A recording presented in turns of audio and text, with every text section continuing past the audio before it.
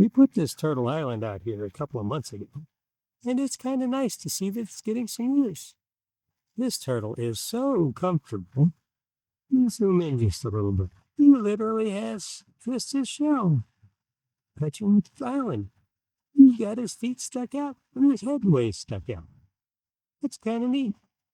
I put the island out there because I wanted to see more turtles, and that is what we are seeing today. Looks like we have another turtle that may come up on the island. Let's see.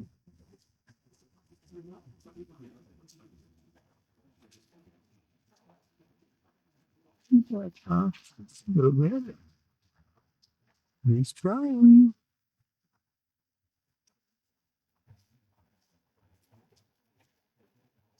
I guess he changed his mind. Thanks for watching. I know you have an awesome day.